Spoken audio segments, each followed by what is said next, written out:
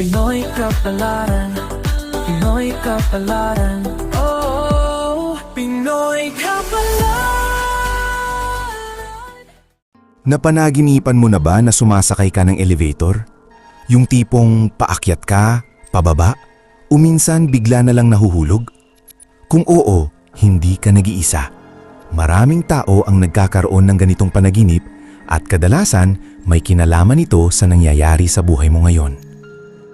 Sa video na ito, pag-uusapan natin kung ano ang ibig sabihin ng panaginip tungkol sa elevator, kasama na rin ang mga warning signs at mga swerte o positive na kahulugan nito. Unahin natin yung pinaka-common. Kapag ang elevator sa panaginip mo ay paakyat, kadalasan ito ay positive sign. Ibig sabihin, may progress sa buhay mo. Maaring may improvement sa trabaho, sa finances, o sa personal growth mo. Kung steady at smooth ang pag-akyat, mas maganda ito.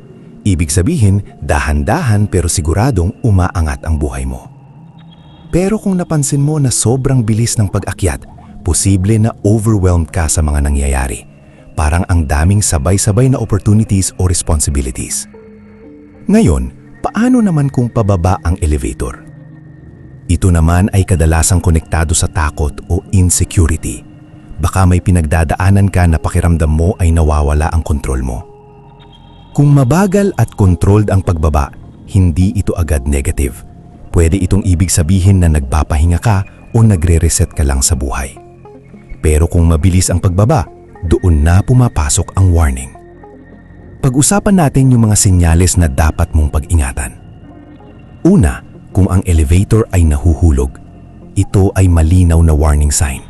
Ibig sabihin, may sitwasyon sa buhay mo na pakiramdam mo ay wala ka ng kontrol. Pwede itong tungkol sa trabaho, pera, o relasyon na parang pabagsak na. Pangalawa, kung na-stuck ka sa loob ng elevator. Ito ay simbolo ng feeling na trapped ka. Maaaring nasa sitwasyon ka na hindi mo gusto pero hindi ka makaalis. Pangatlo, kung hindi gumagana ang mga buttons. Ibig sabihin, nahihirapan kang magdesisyon o pakiramdam mo wala kang kontrol sa direksyon ng buhay mo.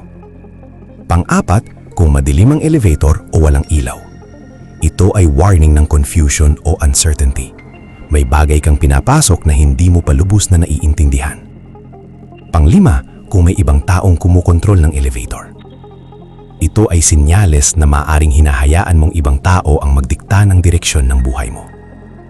Swerte o positive scenarios.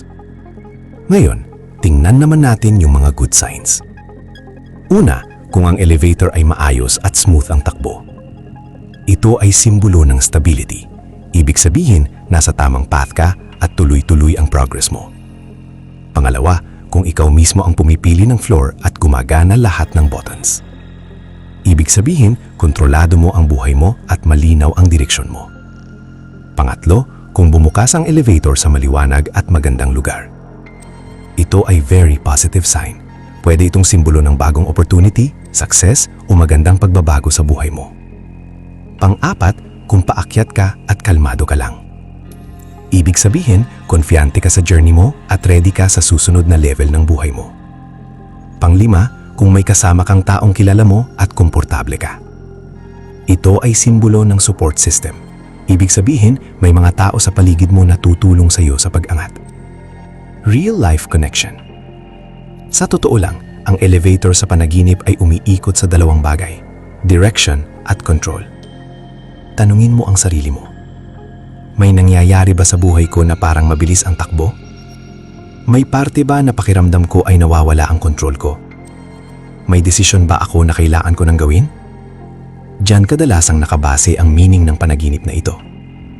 Hindi lahat ng panaginip ay literal, pero madalas ito ay paraan ng isip mo para ipakita kung ano ang nararamdaman mo sa loob. Kaya kung nanaginip ka tungkol sa elevator, pwedeng may sinasabi ito tungkol sa direksyon ng buhay mo, kung paakyat ka ba, pababa o nawawala sa kontrol. Kung may iba ka pang panaginip na gusto mong ipaliwanag, i-comment mo lang sa ibaba. At kung gusto mo ng mas maraming ganitong content tungkol sa dream meanings, huwag kalimutang mag-like, mag-subscribe at i-share ang video na ito.